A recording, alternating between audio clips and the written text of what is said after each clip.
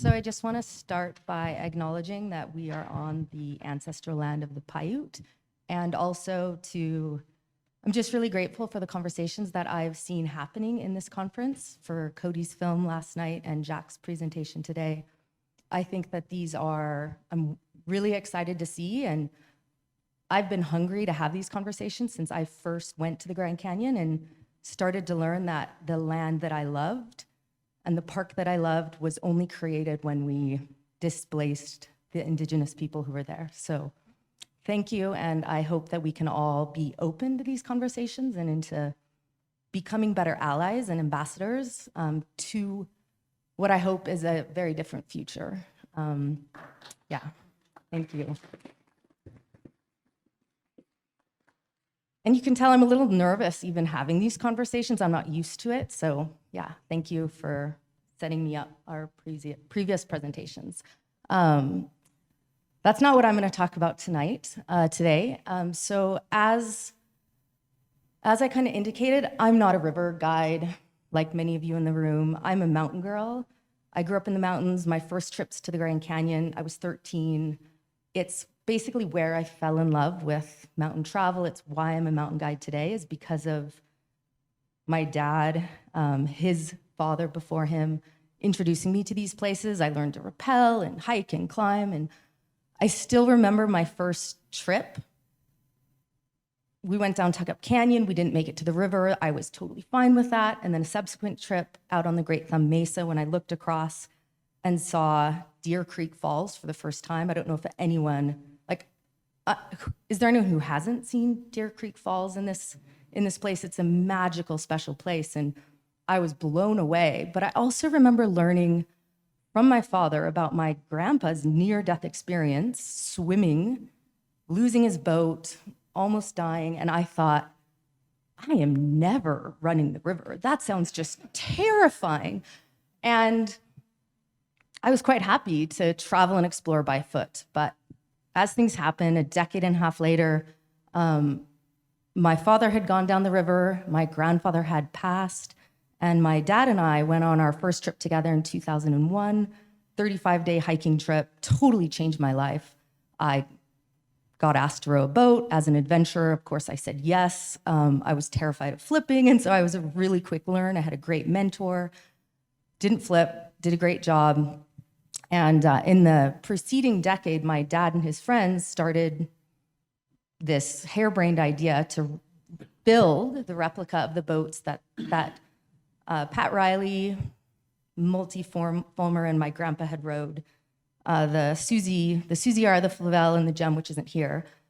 My dad asked me to row the Flavell, and of course, quite naively, right? Like, I don't have some of the experience in the room here. It's like, sure, I can do it.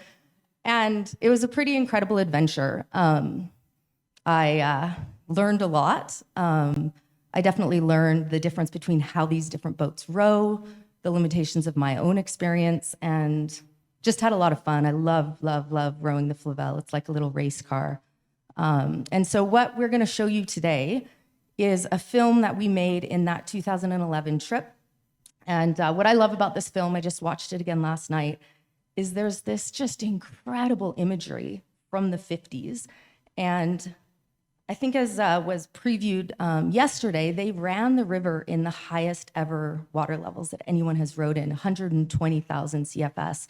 And so part of what we did on this trip is we actually would find the historic photos, and you could see the legacy of those high water marks high up on the banks. And you get a little glimpse of that in this footage here. And yeah, then it's just the story of us running these replica boats. And we didn't really know how it would work. We knew we weren't going to line anything, but beyond that, we didn't know how it would go. So please enjoy this film, and I'll say a few words if there's time at the end.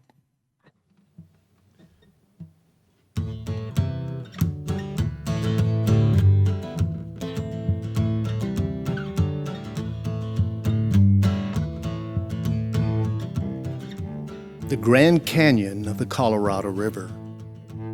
5 million people from all over the world visit each year. Most see the Grand Canyon from its rims. Usually, they leave after a few hours. Yet, some are seduced by the canyon.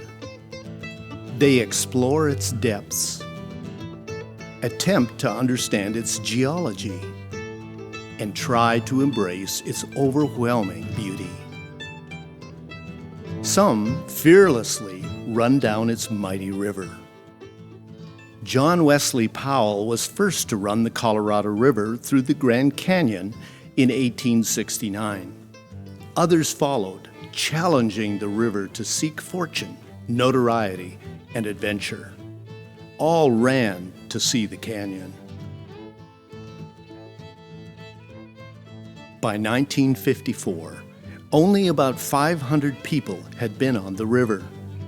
Less than half of these had made the complete run from Lee's Ferry to the Grand Wash Cliffs. In the next 9 years, another 1,300 people would join the list of river runners. Then in 1963, Glen Canyon Dam was completed and started controlling Colorado River flows. No more than 1,800 fortunate people would ever be able to say that they had run the wild Colorado River through the Grand Canyon. The National Park Service began to require permits to run the Colorado through this grandest of all canyons in 1955. The demand today is very high, and river runners are limited to around 30,000 each year.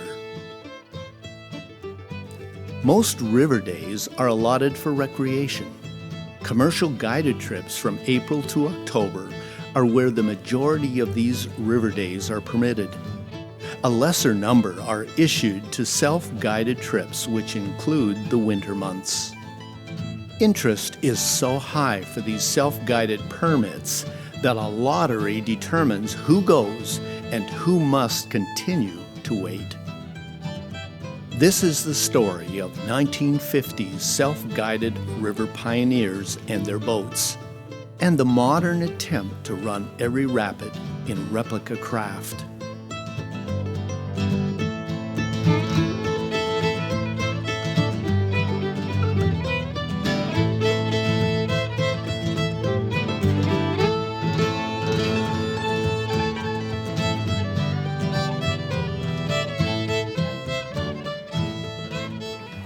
As far as we can figure,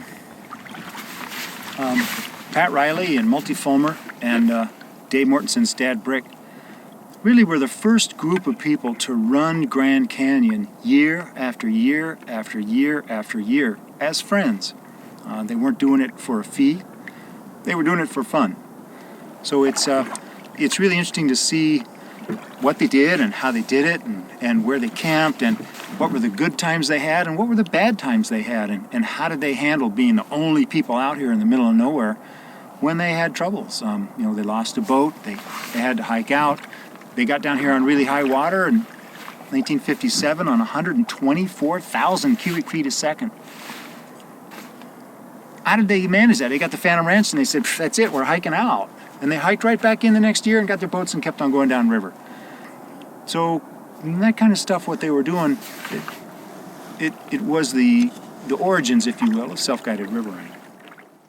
On June 20th, 1955, 7 men and 2 women gathered at Lee's Ferry, Arizona. This remote place was and is the starting point of Grand Canyon River trips. With the river flowing at almost 29,000 cubic feet per second, they launched 3 new home-built boats on their maiden Grand Canyon trip. 2 of these Colorado River boats were designed and built by Pat Riley, who worked for Lockheed Aircraft and lived in Studio City, California. The other boat was Multifoamer's creation. He lived in Muncie, Indiana, and worked for the YMCA. The 2 men had never met when they built their special purpose boats, but they had similar goals: to design a boat that they could row on their annual vacation down the Colorado through the Grand Canyon. Both desired a boat agile enough to run big whitewater while being capable of handling a 3-week journey with crew and supplies. Riley and Fulmer began their river adventures with Norm Nevels in the 1940s. Nevels, who pioneered successful commercial river trips, gave both men their initial education about river running. Independently, each came to the conclusion that Nevels' cataract boat design should be improved. Pat Riley had great respect for the early river runners and their traditions. Following one of those customs, he named his first boat the Susie R. after his wife. He named his second boat to honor George Flavell. This 1896 boatman initiated the practice of facing the rapid being rowed. He was the first to run the feared Lava Falls Rapid. Riley improved the cataract boat by adding a double end. This compared to the Nevels squared stern shape where the rower ran the blunt end into the rapid. He also placed passengers inside rather than just having them ride on top of the decks. Riley boldly went to a new building material in boats, fiberglass. Thinking it to be lightweight and strong, Riley would later regret his decision after spending many a river day patching holes and cracks. Clearly, rocks and fiberglass don't get along. Riley's most significant contribution to Colorado River boats may be the introduction of color. His two boats were beautiful in the colors and designs used. They did wonders for photography.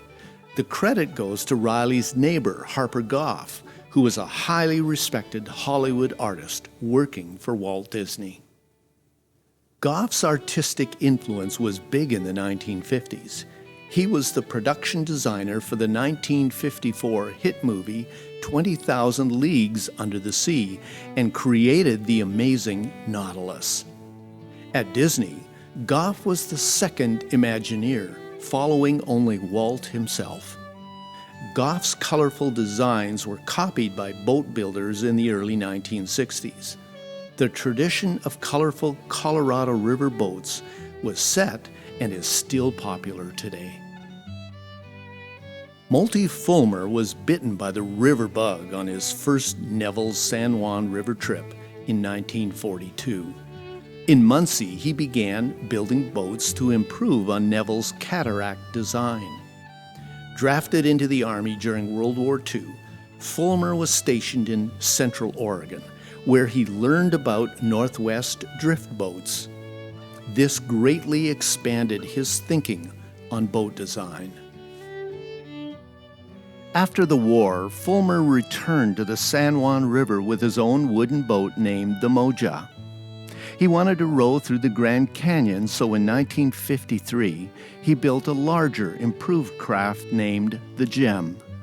Fulmer's Moja and Gem were the first Mackenzie dory-style boats on the Colorado River drainage.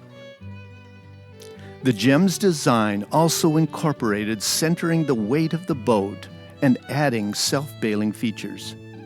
Fulmer's hard-hulled boat, ideal for hauling gear and running the rapids of the Colorado River, was the forerunner of the dories we see today in Grand Canyon. It was a mutual friend and fellow river runner that suggested that Riley and Fulmer team up with their new boats since they were both looking for river running companions. It was a match that worked well as they made 5 yearly trips together. These two men ran the Colorado when it was a muddy, wild river, too thick to drink and too thin to plow. It was common for pre-Glen Canyon Dam river runners to launch on the high annual flow.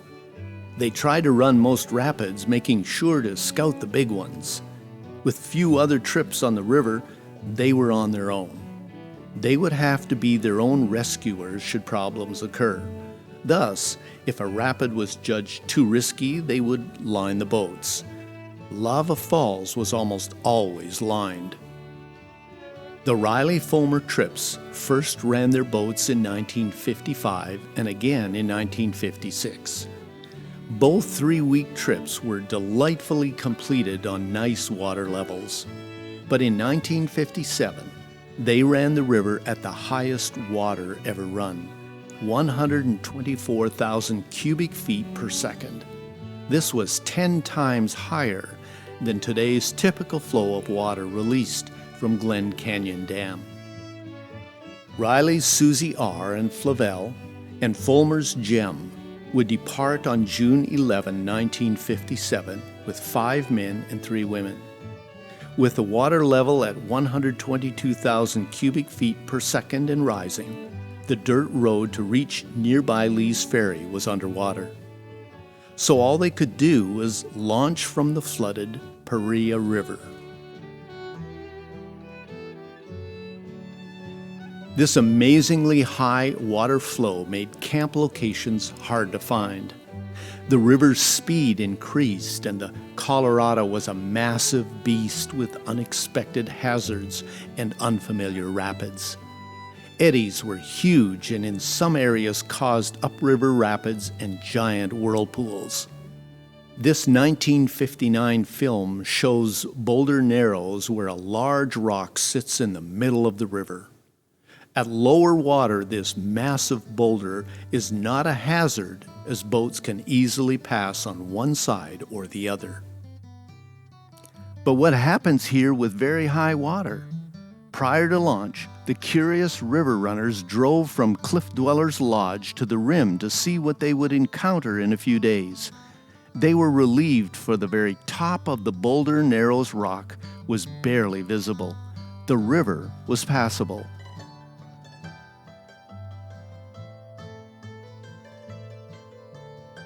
But the river kept rising, and when they arrived above Boulder Narrows, there was no rock visible. Below its location was a wild rapid with a giant hole where large driftwood logs longer than the boats were sucked down and disappeared. They ran by the hole on the left and then tackled large lateral waves. Fortunately, each boat made it. Downriver is a very popular feature called Red Wall Cavern. Almost every river trip likes to stop at this incredible large cave at river level. Bigger than a football field, it's a great place to eat lunch or just play on the sandy floor below the solid rock ceiling. However, stopping in 1957 was not possible. Red Wall Cavern had floodwaters climbing high on the slanted ceiling. It was something few river runners had ever seen. Another surprise was finding the Little Colorado flooded by the high water backing up the side canyon. They were able to row the 3 boats up this tributary. They even had lunch next to Beamer's cabin, which is a deserted miner's shelter. Another remarkable occurrence in the high flow was all the drift being flushed downriver. Tree trunks, fences, and other flood debris cluttered the river surface. As the water level fell, then all this flotsam covered the beaches, causing different problems. After 7 days, the river party reached Phantom Ranch. With much discussion, they agreed to abort their trip. The flood conditions were just too uncertain, so they wisely chose safety over adventure. The gear was stored in a shed by the river gauger's cabin, and the boats tied upside down at what today is called the boat beach. The river runners then hiked out, deciding to finish it next year. Riley and Fulmer did return in 1958 with mules hired to bring in fresh supplies. Their trip continued on May 20th with 6 men departing soon after Georgie White's large commercial trip. Again, they found high water at 65,000 cubic feet per second, and the Colorado was still rising. All this water once again presented new challenges for these experienced river runners. One example was Granite Narrows. Here, this constricted gorge is only 75 feet wide with deep water and usually little challenge on low flows. However, at high water, the fast currents bounced off the walls, causing turbulent boils, surges, and large whirlpools. Conditions were treacherous for small boats. This became clear on Riley's run as the powerful current dangerously pinned the Susie R against a wall. After much effort, Riley finally freed his boat. Just downriver is Deer Creek Falls. This large waterfall flows from a beautiful slot canyon, falling 100 feet onto the rocks below. With a short walk from the river, the cool base of this cascade is often a misty retreat for summer river runners. In 1958, at over 80,000 cubic feet per second, the Riley-Fulmer party pulled their 3 boats right below the cascading water that was plunging directly into the muddy Colorado. After a day of hiking, disaster struck shortly after departing Deer Creek Falls. Brick Mortenson, who rode Riley's Flavell in 55, 57, and 58, flipped in Doris Rapid. Mortenson almost drowned before he was recovered 4 miles downriver. The Flavell with their kitchen gear was not recovered. 6 men now had to ride in 2 boats. When the party reached Lava Falls, they found that they were unable to safely run or line the boats. The 91,000 cubic feet per second high water flow caused much distress. They all knew they could not chance losing another boat, so they decided to let the Susie R and Gem go, hoping the boats would make it the 60 miles to Lake Mead. The party would hike out with the hope that Park Ranger John Riffey was at home on the rim near Toroweep. Fortunately, Riffey was there and kindly loaned a vehicle so the river party could make their way to Lake Mead to search for their 3 boats. At Temple Bar on Lake Mead, the party rented a small powerboat and started up lake, hoping to somehow find their craft still floating among all the drift. As they ran up lake, they intercepted Georgie White's party motoring toward them. She had recovered the lost Flavell and had her in tow. A happy Mortenson found little damage on his boat. Georgie offered to take the boat to Temple Bar so the men could continue to look for the Susie R and Gem. They searched all day on the drift-covered upper reaches of Lake Mead with no success. On the 2nd day, they spotted the red bottom of the Susie R. Half sunk, the damaged boat was recovered. They continued to hunt for the Gem without success. Fulmer's Gem would finally be found in 1964 when the water level of Lake Mead dropped very low as Lake Powell was being filled behind Glen Canyon Dam. Riley and Fulmer would return in 1959 and run the 2 fiberglass-hulled boats. It became clear to Riley after a week on the river that his boats had been patched too many times and the fiberglass had lost its structural integrity. He had broken his oars, so he had no spares left. A dejected Riley decided that the trip was over. The boats were done, and the river had won. He sunk his boats at Pipe Creek, so no one would try to use the abandoned craft. After the sinking, the party once again hiked out. Pat Riley and Multy Fulmer must have thought their Grand Canyon whitewater days were over. Their boats were sunk, Glen Canyon Dam was well under construction, and another dam was planned for the Grand Canyon. Riley would write a fellow early river runner that they were like the last of the buffalo, since their wild river was being turned into lakes.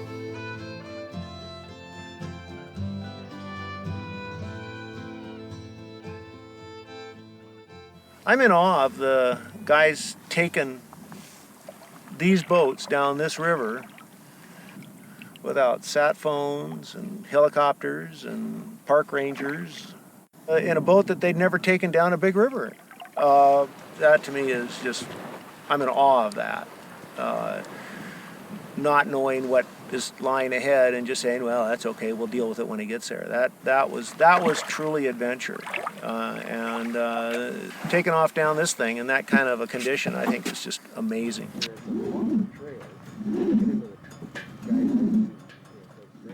On February 1st, 2011, 10 men and 6 women gathered at Lee's Ferry, Arizona. This remote place is still the starting point of Grand Canyon River trips. With the river flowing at almost 20,000 cubic feet per second, they launched 3 home-built replica boats.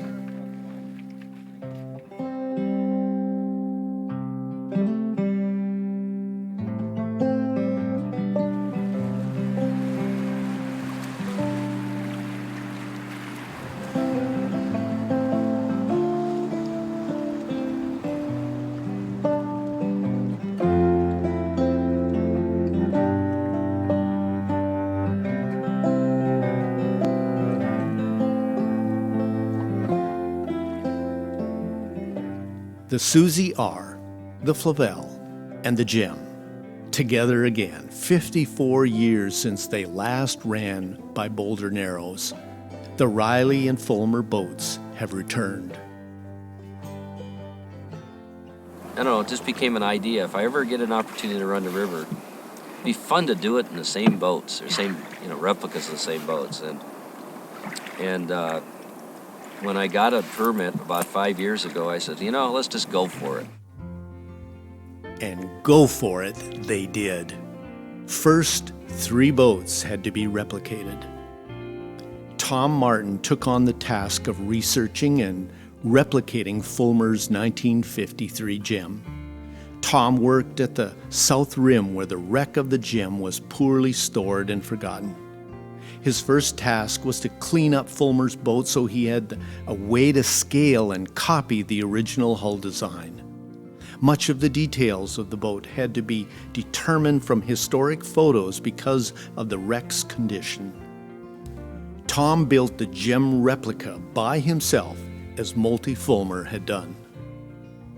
Ian Elliott, with an engineering background and boat building experience, replicated the Susie R from just a few notes and photographs.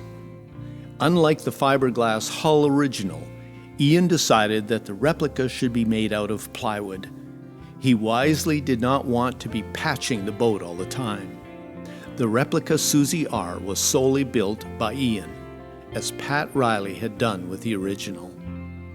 Ian also made the Flavell replica.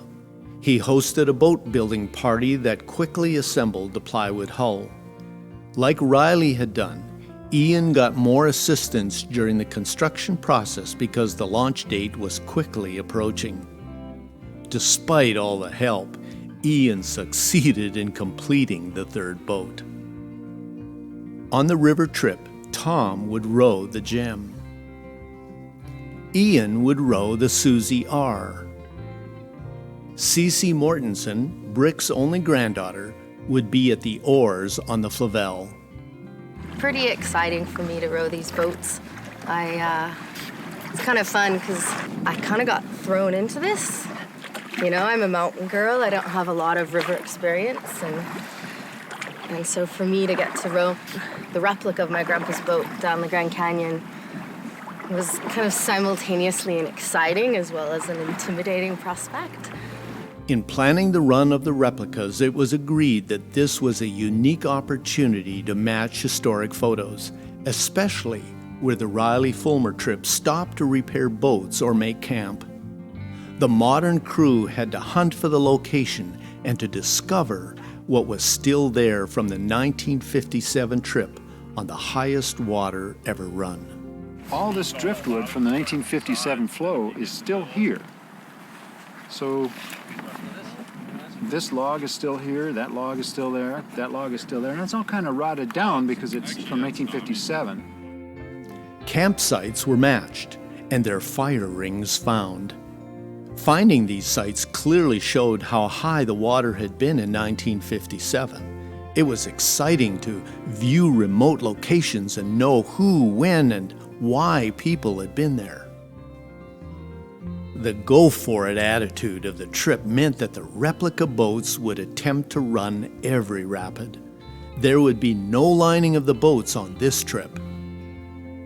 Martin Lytton, who helped save the Grand Canyon from being dammed and later formed Grand Canyon Dories, rode his first trip as a boatman on Flavell in 1956. Recently, at age 95, he reflected on these Riley-Fulmer boats. Lytton laughingly remarked, "These boats like to run upside down as much as they did right side up."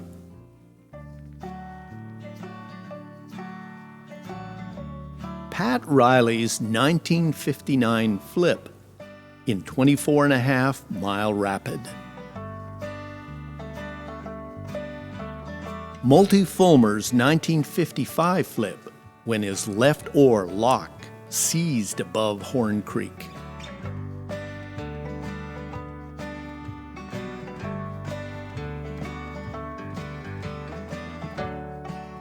As the 2011 trip progressed, the big rapids like Hance, Horn Creek, Granite, and Hermit were all successfully run, no flips.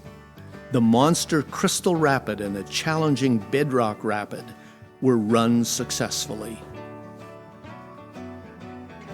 It came down to Lava Falls.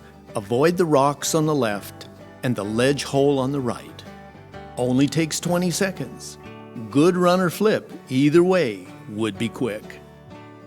Running lava, something that Riley and Fulmer had always wanted to do, but never accomplished.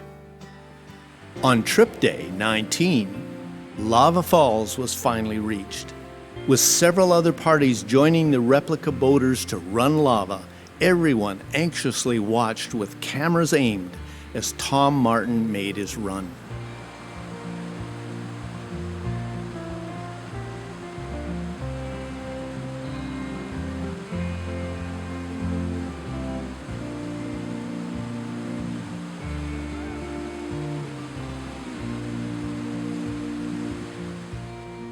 Next, Ian Elliott in the Susie R made his approach to Lava Falls. Could a Riley boat make it for the first time?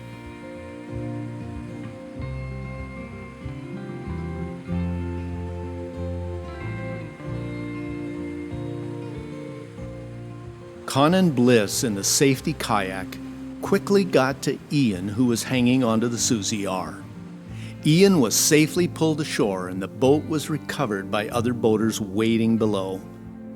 Unlike the 1950s, there was plenty of help available. Last was the Flavell, with Cece rowing on her second river trip. Same question, could a Riley boat make it? All those watching above and below stood silently as Lava Falls roared even louder.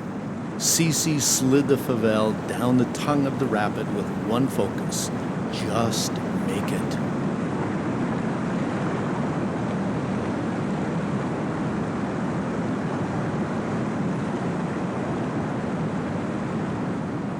Cece and Riley's Flavell made it.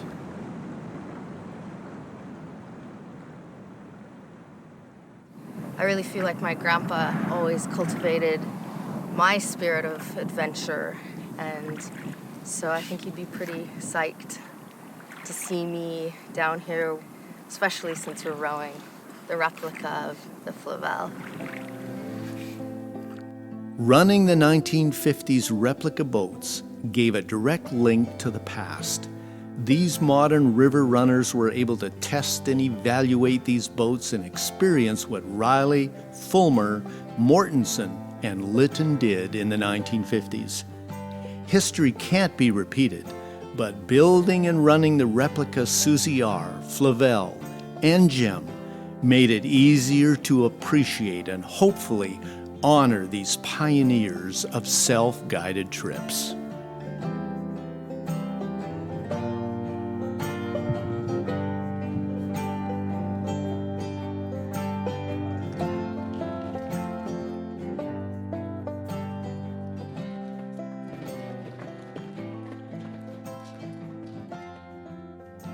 So thank you.